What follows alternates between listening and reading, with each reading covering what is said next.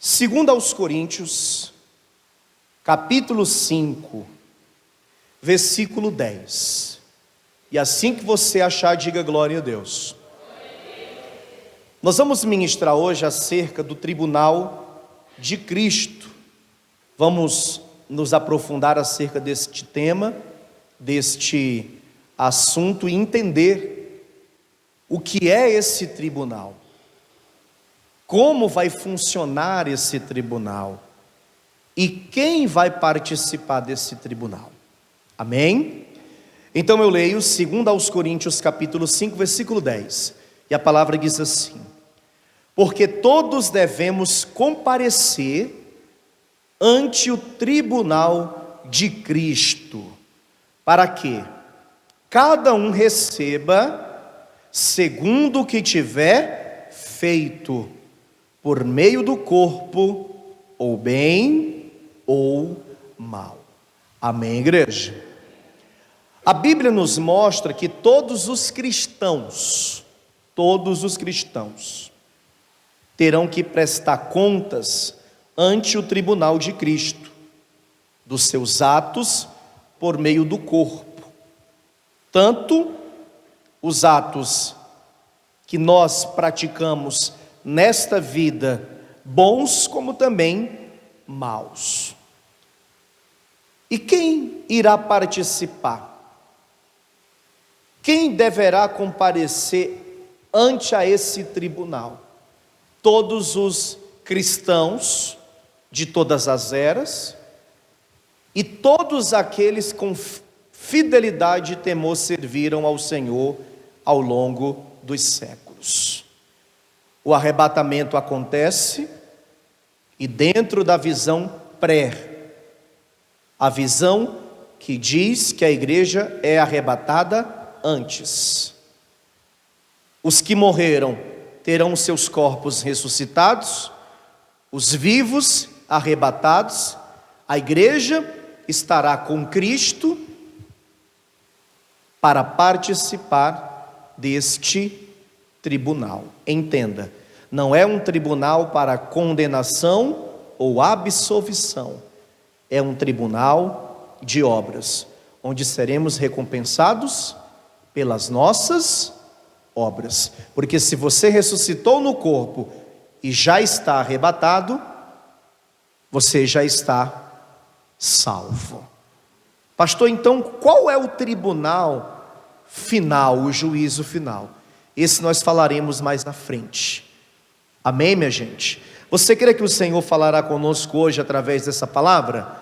Então eu leio e você que crer, leia em seguida em bom tom e alta voz. Vamos lá? Digam: porque todos devemos comparecer ante o tribunal de Cristo, para que cada um receba segundo o que tiver feito, por meio do corpo, ou bem ou mal. Mas pastor, mal? Mesmo os que cometeram o mal estarão nesse tribunal? Sim. Ou você fez tudo na tua vida perfeito e bom até hoje? Quem aqui já fez coisas más? E mesmo fazendo coisas más, você acredita que Jesus morreu para te salvar? Se fosse pelas obras, todos nós estaríamos condenados. Mas não foi pelas obras, foi pelo sacrifício de Jesus Cristo na cruz do Calvário. Você crê nessa palavra? Então vamos desocupar as mãos, vamos aplaudir. Pai querido, Deus amado e todo-poderoso, a tua palavra vai ser pregada, que eu diminua e que o Senhor cresça. Remove todo bloqueio, todo obstáculo, não deixa nada atrapalhar. Envia essa palavra com poder e autoridade, e que essa palavra vá e produza o resultado para o qual é mandada, em nome de Jesus. Diga amém, Jesus. Sentem-se, por favor. Entenda,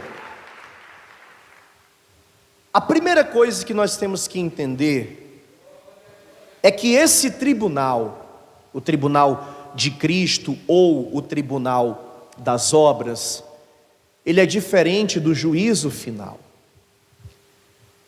Quem terá que se apresentar diante do juízo final serão os ímpios. E o juízo final, o julgamento final, o tribunal final, só acontecerá após o milênio. Já o tribunal das obras se inicia no exato instante que os que morreram em Cristo ressuscitarem com o corpo glorificado e os vivos fiéis serem arrebatados. Antes mesmo das bodas do Cordeiro, esse tribunal acontecerá. Na ordem cronológica da visão pré-tribulacionista, o tribunal de Cristo é o terceiro dos últimos acontecimentos.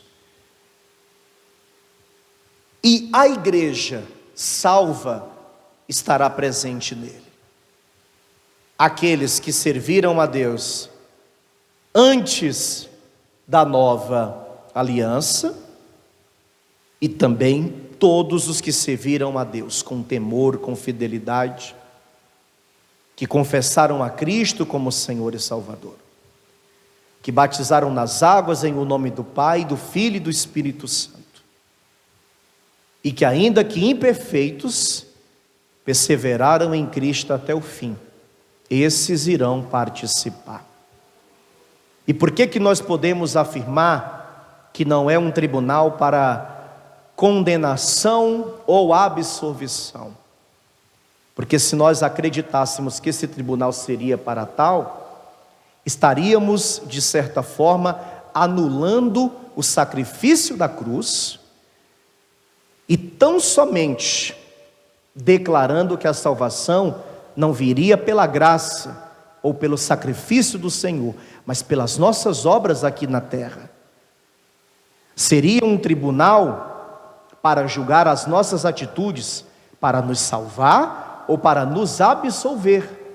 Sendo assim, o sacrifício da cruz seria aniquilado, seria anulado. Eu estaria dizendo que aquilo que Jesus fez de nada adiantou, porque as minhas obras seriam julgadas e ali tão somente eu seria ou absolvido ou condenado. Por isso não é um tribunal de condenação ou absolvição. Quem for arrebatado ou ressuscitar em um corpo glorificado estará salvo, e quando comparecer diante de Jesus, irá comparecer para receber a recompensa ou não pelas suas ações. A palavra de Deus vai nos dizer aqui, eu gostaria que você começasse a acompanhar comigo na Bíblia, em Romanos capítulo de número 8, os versículos 1 e 2. Olha o que diz aqui o apóstolo Paulo: portanto, agora nenhuma condenação há para os que estão em Cristo Jesus, que não andam segundo a carne, mas segundo o Espírito, porque a lei do Espírito de vida em Cristo Jesus me livrou da lei do pecado e da morte, da condenação eterna. Quantos aqui estão em Cristo Jesus? Perfeito você não é. Você comete erros, você comete falhas, você é um pecador assim como todos somos. O único que é perfeito é Cristo. Mas se você está em Cristo Jesus, se você crê no sacrifício da cruz, nenhuma condenação há. E quando o arrebatamento acontecer, se vivo você estiver, você vai ser arrebatado, e se você morrer antes, você morrerá salvo, e quando Jesus voltar, você vai ressuscitar para se apresentar diante dele no tribunal das obras, para receber a recompensa, não para ser julgado se você vai ser salvo ou condenado, porque se você já está diante dele, é porque o sacrifício do Calvário te salvou. Diga glória a Deus. Está muito claro, minha gente. Efésios capítulo 2 deixa isso muito claro. Porque o que acontece em um julgamento normal, em um julgamento comum? Independente do crime cometido, haverá um juiz, haverá a promotoria acusando e a defesa. E o que vai ser julgado? As atitudes tomadas, as ações tomadas, o crime ou não crime cometido. Se esse tribunal fosse para condenação ou absolvição, nós iríamos declarar que o que Jesus fez na cruz não teria efeito nenhum para nos salvar, e que realmente as minhas obras é que iriam definir se eu estaria salvo ou não. Você está entendendo isso? Amém ou não amém? Se você acreditar que esse julgamento é para salvar ou condenar, então você estará simplesmente anulando o sacrifício de Cristo na cruz e dizendo que você vai ser salvo porque você foi uma pessoa boa, porque você fez o bem, que você ajudou o necessitado, porque você fez coisas boas nessa vida. Ou caso condenado seja pelo mal que você fez, pelos erros que você cometeu, pelas falhas que você cometeu nessa vida. E assim, tudo que Jesus fez teria sido vil, inútil, em vão, e você seria absolvido ou condenado pelas tuas obras. Mas a palavra deixa bem claro em Efésios capítulo 2, no versículo de número 8, onde o texto diz: porque pela graça sois salvos, por meio da fé, e isso não vem de vós, é dom de quem? De Deus, não vem das obras, para que ninguém se glorie, porque somos feitura sua, criados em Cristo Jesus, para as boas obras, as quais Deus preparou para que andássemos nelas. Se fosse pelas obras, o mérito seria nosso, a honra seria nossa, e não de Cristo. Esse julgamento não é para condenar ou absolver. Quem está lá, minha gente, certamente já está absolvido, porque foi absolvido, não porque fez por merecer, mas porque o Senhor Jesus morreu em nosso lugar e nos absolveu de toda culpa, de todo pecado e da condenação, porque nenhuma condenação há para aqueles que estão em Cristo Jesus, o Senhor. Amém, igreja?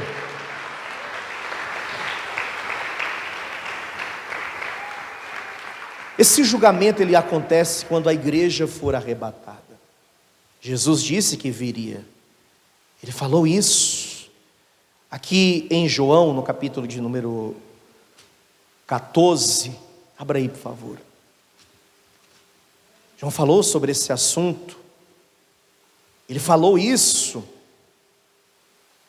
E João atentamente escreveu. João 14, versículo 1. Não se turbe o vosso coração. Credes em Deus, crede também em mim. Na casa de meu Pai há muitas moradas. Se não fosse assim, eu vos teria dito, pois vou preparar-vos lugar. E se eu for e vos preparar lugar, virei outra vez. Diga, Jesus vai voltar. E vos levarei para mim mesmo, para que onde eu estiver, estejais vós. Quando ele voltar, esse julgamento se dará início. Peguem sempre a ordem dos fatos, a ordem cronológica. Nós estamos agora no que a Bíblia chama de o princípio das dores. Na visão pré-tribulacionista, o arrebatamento. E como funciona o arrebatamento? Os mortos ressuscitam e os vivos são arrebatados. E na sequência, este tribunal, para que se cumpra o que aqui está escrito, no versículo 3 que eu leio de novo. E se eu for e vos preparar lugar, eu creio que o lugar de cada um de nós já está preparado. Amém, igreja? Virei outra vez. Ele diz, eu estou indo, mas eu vou voltar. Amém? E quando eu voltar, diz o Senhor, eu vos levarei comigo. Quem vai com ele, diga amém. E vos levarei para mim mesmo, para que onde eu estiver, estejais vós também. E com ele permaneceremos por toda a eternidade. Por toda a eternidade. Nós sabemos que esse dia está cada vez mais próximo, minha gente. Esse dia está cada vez mais perto. Por isso nós temos que perseverar. Nós não podemos desistir de servir a Deus. Nós não podemos desistir de fazer todas as renúncias, todos os sacrifícios. O mundo quer fazer você acreditar que não vale a pena. A mídia quer fazer você acreditar que não vale a pena.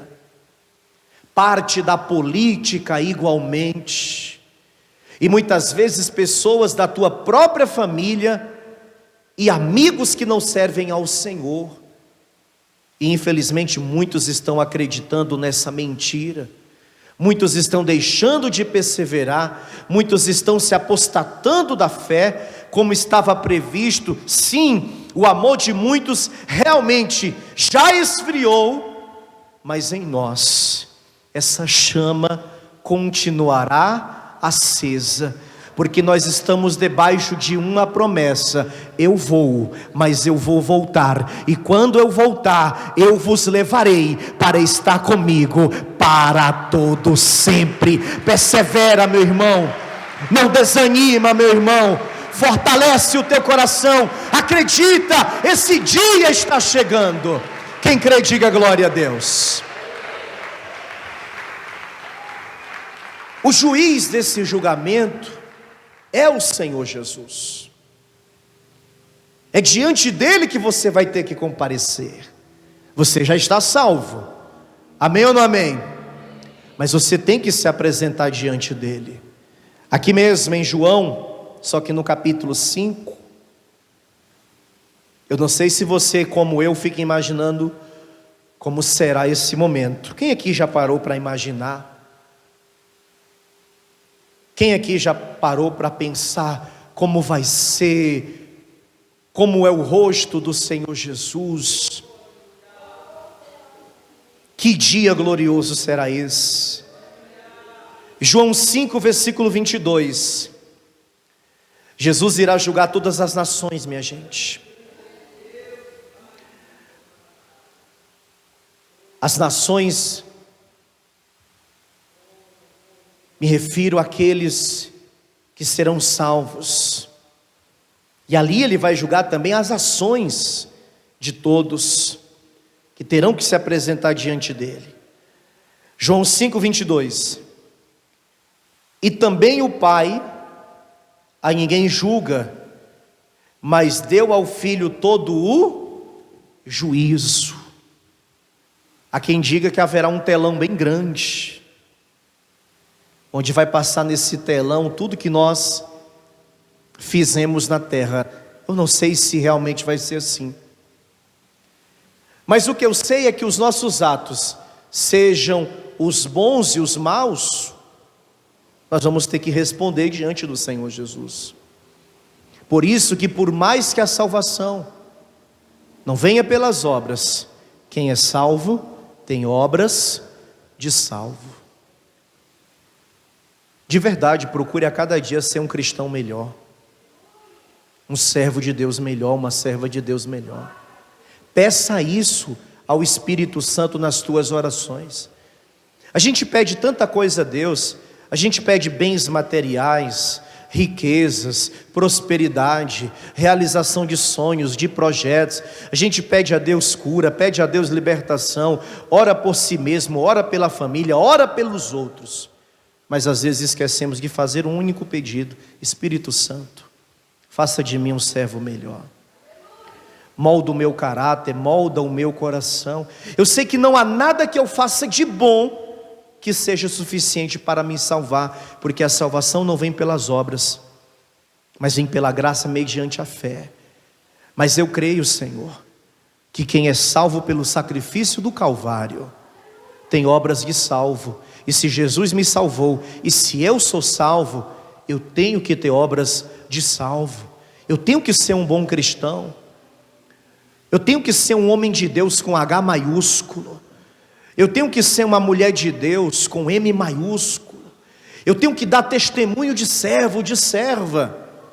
Eu não posso tão somente dizer que não há nada que eu faça para me salvar, simplesmente viver crendo que Jesus sim me salvou e Ele me salvou, e não procurar ser um servo fiel, de boas obras, de boas atitudes, de boas ações, que dá testemunho de servo de Deus. Não vai te salvar, é verdade, mas vai revelar o cristão que você é, e se realmente você tem a essência de Cristo na sua vida, e se você vive de acordo como diz a palavra. E esse é um dos males que assolam a igreja hoje, onde muitos não dão testemunho de servos, onde muitos estão muito aquém do que diz as Escrituras, vindo à igreja, tomando santa ceia, crendo na salvação, declarando que realmente Jesus lhe salvou, mas quando você vai olhar o testemunho que a pessoa dá, é um testemunho que não está de acordo com a palavra de Deus. E tudo que for feito, nós teremos que responder diante do Senhor, sem exceção. Todos terão que responder, todos. Olha o que diz aqui a palavra, em Romanos capítulo 14. Ah, pastor, todos então? Não haverá um grupo selecionado que não terá que apresentar-se diante do Senhor? Não, minha gente, todas as pessoas, todos, de todas as eras, de todas as épocas, de línguas diferentes, de nações diferentes, todos.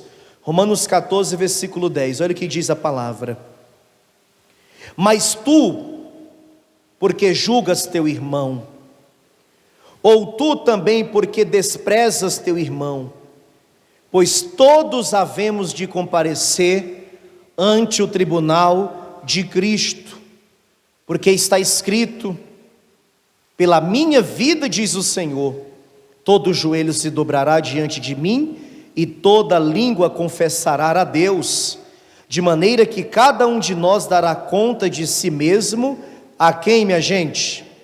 A Deus.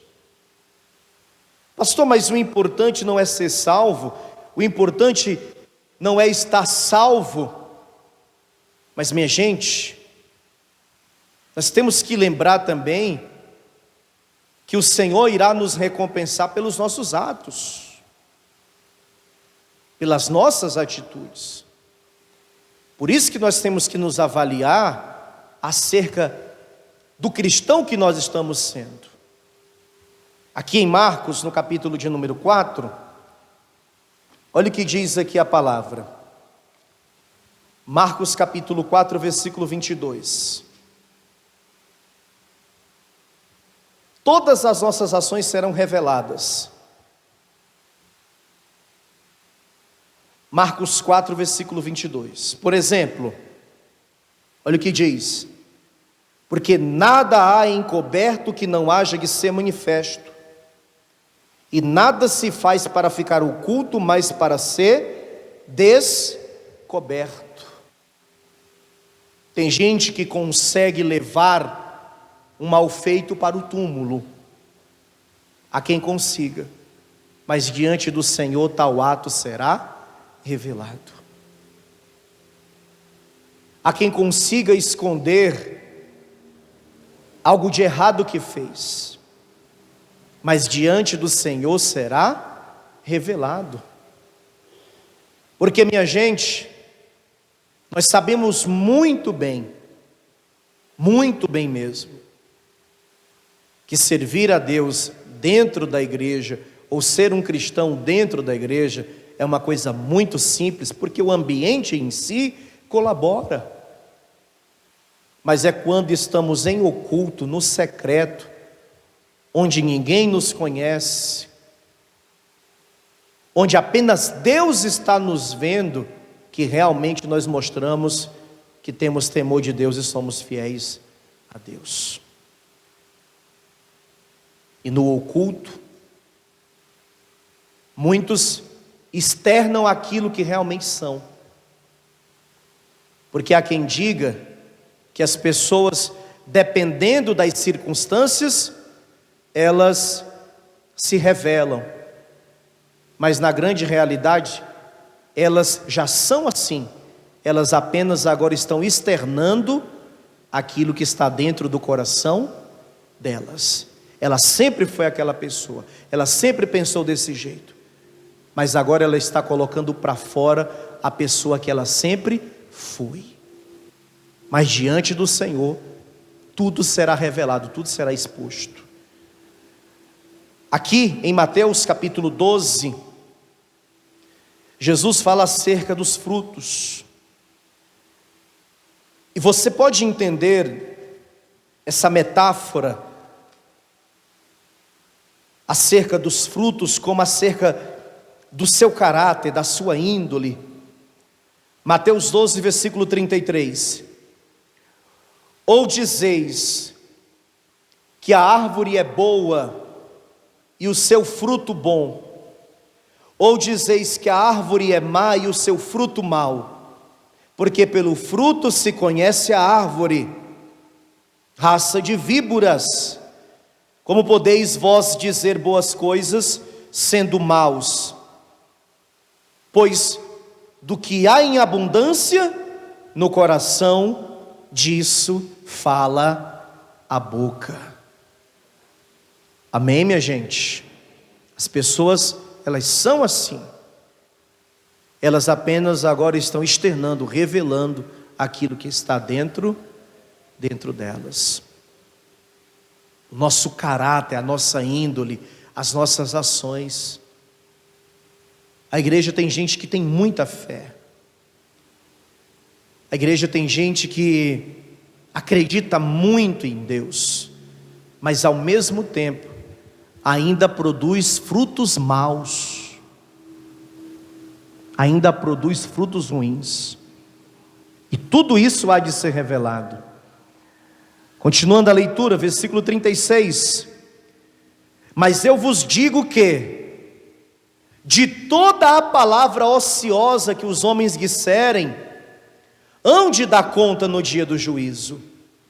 Porque por tuas palavras serás justificado, e por tuas palavras será o que, minha gente? Será condenado. Vamos a Gálatas, capítulo 6. Olha o que diz aqui a palavra. Gálatas capítulo 6, versículo de número 7. Não erreis, Deus não se deixa escarnecer, porque tudo que o homem semear, isso também ceifará. Porque o que semeia na sua carne, da carne ceifará a corrupção, mas o que semeia no Espírito, do Espírito ceifará a vida eterna. Diga glória a Deus. Amém, minha gente? Então, por mais que você esteja salvo, não pelo seu mérito, não pelas suas obras, as tuas obras necessariamente devem ser obras de salvos. Os cristãos que você conhece, nós não estamos aqui na condição de julgadores. Longe de mim tal coisa e você muito menos. Mas as pessoas que você conhece, que servem a Deus,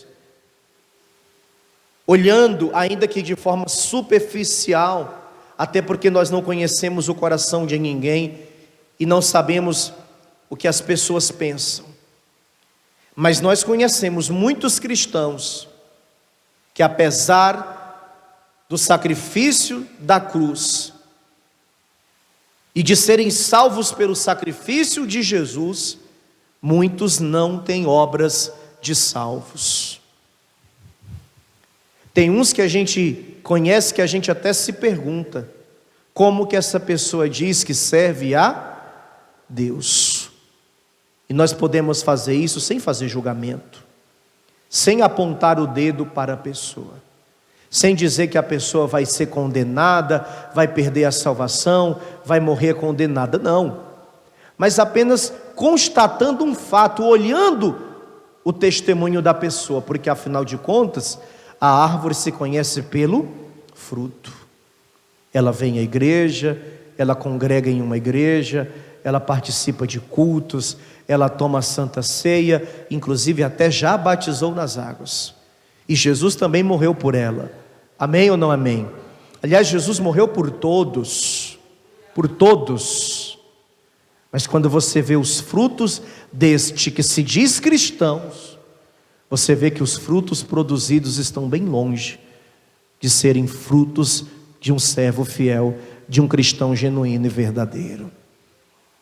Amém? Por isso que nós precisamos olhar para nós e não para o outro, e nos avaliar, porque vai que somos nós esse,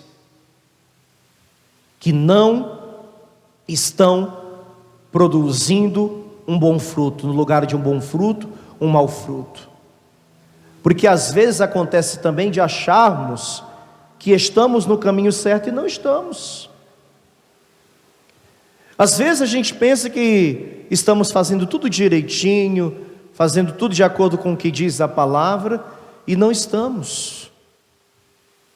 Por isso a necessidade de nos avaliarmos, de nos analisarmos e pedirmos ao Espírito Santo: Espírito Santo, mostre-me os meus frutos, se são frutos de arrependimento, se são frutos dignos, se os meus frutos são bons. Espírito Santo, eu sei que nada do que eu faça, que eu posso ser a melhor pessoa dessa vida, eu posso ajudar os pobres, eu posso honrar pai e mãe, eu posso ser um marido fiel, uma mulher fiel, eu posso ser um bom filho, eu posso ser um bom irmão, eu posso ajudar as pessoas, eu posso fazer o bem. Eu sei que nada do que eu faça poderá me salvar, porque a salvação não vem pelas obras. Mas Espírito Santo, eu quero ser esse servo de boas obras, eu quero ser essa serva de boas obras. Quando eu me apresentar diante de Jesus, eu quero que o Senhor, quando me chamar, me entregue uma grande recompensa de um servo que pereceu no Senhor, de um servo que foi perseguido no Senhor, de um servo que teve que fazer renúncias e sacrifícios no Senhor, de um servo que perseverou até o fim, porque sempre acreditou no sacrifício do Calvário. Mas um servo, meu Deus, que também deu um bom testemunho, de um servo que deu bons frutos, de um servo que vai receber uma grande recompensa pelos bons frutos dados aqui nessa terra. Nós podemos melhorar, minha gente, nós podemos ser pessoas melhores, nós podemos ser servos melhores. Nós não só podemos, mas nós temos que propor isso em nossos corações. Isso tem que ser um objetivo de vida, isso tem que ser um projeto de vida, isso também tem que ser uma meta para nós os cristãos. Ainda que nada do que eu faça seja o suficiente para me salvar, porque as obras não salvam, eu quero ser um servo de boas obras, de bons frutos, para que quando eu chegue no céu, Jesus me chame, me entregue uma grande recompensa, um grande galardão. Peço o Espírito Santo, Senhor, molda o meu caráter, Senhor, molda a minha índole, Senhor, faça com que eu seja uma árvore que produz bons frutos. Até porque nós vamos ter que dar conta de tudo. Nós vamos ter que responder. Que possamos falar acerca das boas coisas e não das más. Amém, minha igreja? A palavra diz aqui também, em 1 Coríntios, abra aí por favor, no capítulo 3,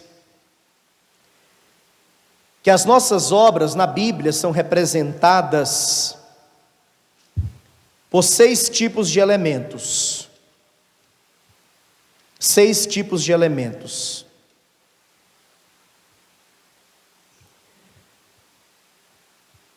Obras de madeira, de palha e de feno, que são aquelas que se extinguirão. E também obras de ouro, prata e de pedras preciosas, que permanecerão para sempre. Amém? 1 Coríntios 3, versículo 13, diz assim: a obra de cada um se manifestará. Na verdade, o dia a declarará, porque pelo fogo será descoberta, e o fogo provará qual seja a obra de cada um. Se a obra que alguém edificou nessa parte permanecer, este receberá galardão. Se a obra de alguém se queimar, sofrerá detrimento, mas o tal será o quê? Salvo, todavia como pelo fogo. Amém, igreja? E onde é que estão essas obras que o Senhor falou, pastor? No versículo de número 12. E se alguém sobre este fundamento formar um edifício de ouro, prata, pedras preciosas, madeira, feno e o quê? E palha. Entenda, a madeira, o feno e a palha se queimam, se extinguem. Já o ouro, a prata e as pedras preciosas permanecem. Amém ou não amém? Qual tem sido as suas obras? De madeira? De feno? Ou de palha? Ou as tuas obras têm sido de ouro, de prata ou de pedra? Porque o material das obras, dentro desse contexto, vai determinar o que vai permanecer e as recompensas que receberemos. A palavra de Deus fala de 5 recompensas. Amém? Jesus vai julgar e de acordo com as obras, a recompensa será dada. Só permanecerão as que são, como lemos no versículo 12, ouro, prata e pedras, e de acordo com as obras feitas, a recompensa virá. Vamos ver? Aqui mesmo em 1 Coríntios, no capítulo 9. Se você obtiver vitória sobre o velho homem, você vai receber uma coroa incorruptível. 1 Coríntios 9, versículo 25. E todo aquele que luta, de tudo se abstém, eles o fazem para alcançar uma coroa corruptível, nós, porém, uma incorruptível. Jesus vai te coroar, se você vencer o velho homem, se você vencer a velha criatura, se você lutar contra o seu eu e fizer a vontade de Deus. Amém ou não amém? Segundo, 1 Tessalonicenses capítulo 2. Se você ganhar almas você vai receber uma coroa de alegria. Abra aí, 1 Tessalonicenses 2. Em Provérbios está escrito que quem ganha almas, sábio é. 1 Tessalonicenses 2, versículo de número 19. Olha o que diz. Porque qual é a nossa esperança? Ou gozo, ou coroa de glória?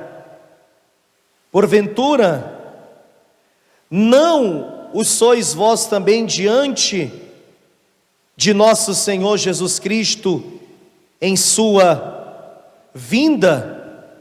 Quantos aqui têm procurado anunciar a palavra, pregar a palavra da salvação?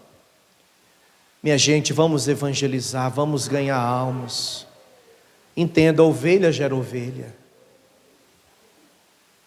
Nós estamos vivendo um momento muito crítico da fé.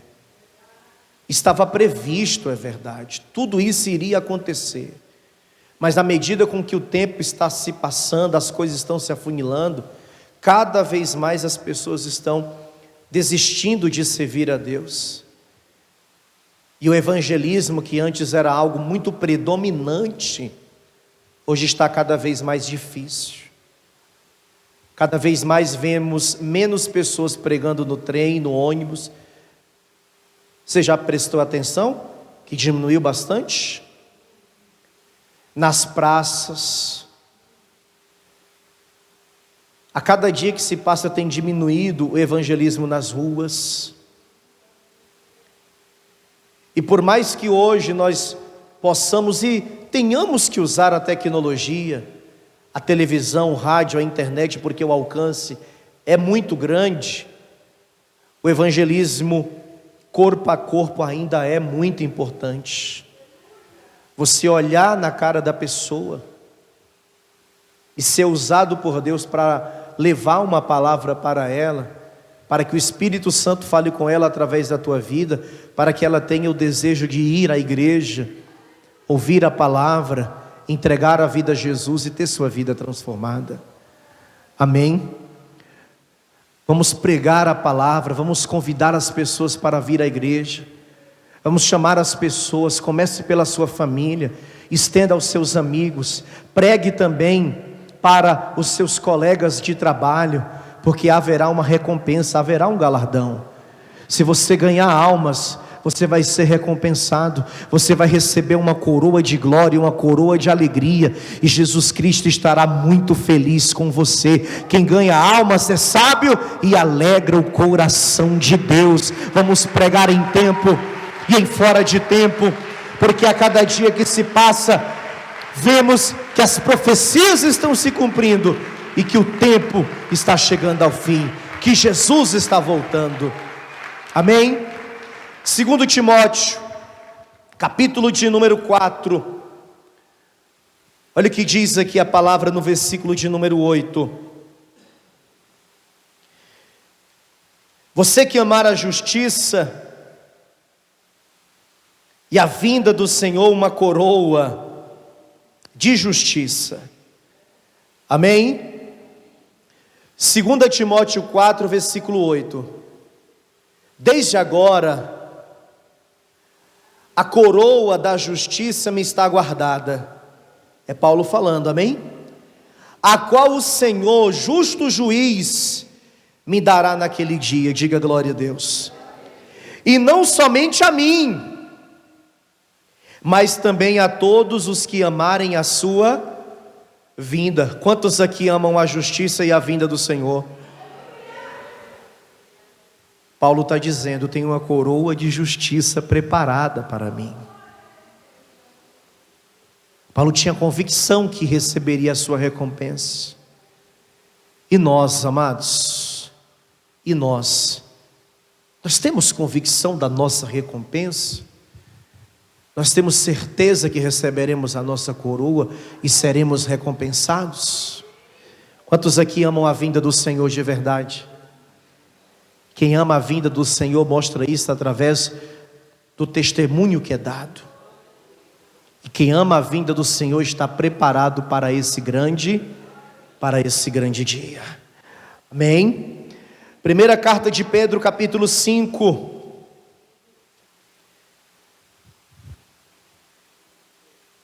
Eu não queria dizer isso não, mas eu vou dizer. Muito provavelmente tem pessoas que leu a Bíblia hoje aqui mais do que leu no último mês. Que hoje a gente estamos aqui lendo alguns versículos, né? Primeira carta de Pedro, capítulo 5.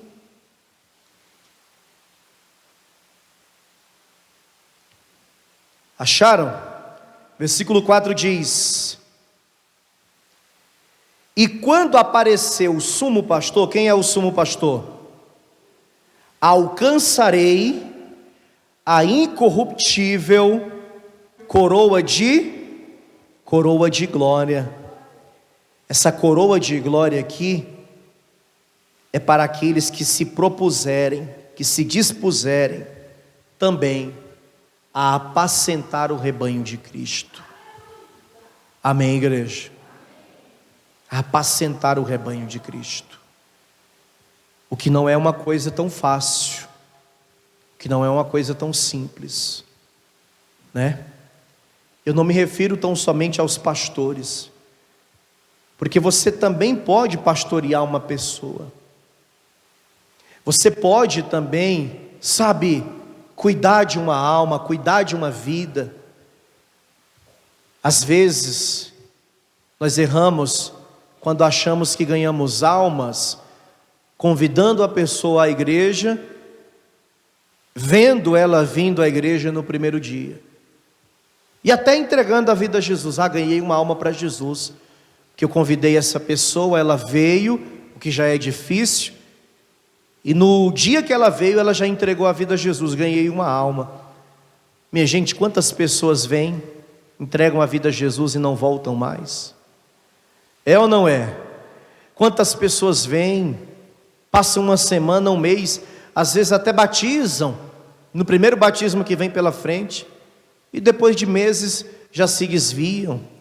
Quando a gente pastoreia e apacenta uma ovelha do rebanho do Senhor, nós ficamos ali cuidando dessa pessoa, até ela se firmar, até ela estar forte, firme, e começar a caminhar sozinha, sem precisar mais da tua ajuda, até ela estar pronta para ganhar uma outra ovelha. Convide, traga a pessoa, e apacente, pastoreie, até que ela esteja firme e pronta, apta a cuidar de novas ovelhas, para que você receba uma coroa incorruptível na sua cabeça. Amém? Vamos a Tiago capítulo 1. Carta de Tiago capítulo 1, versículo 12. Olha o que diz aqui: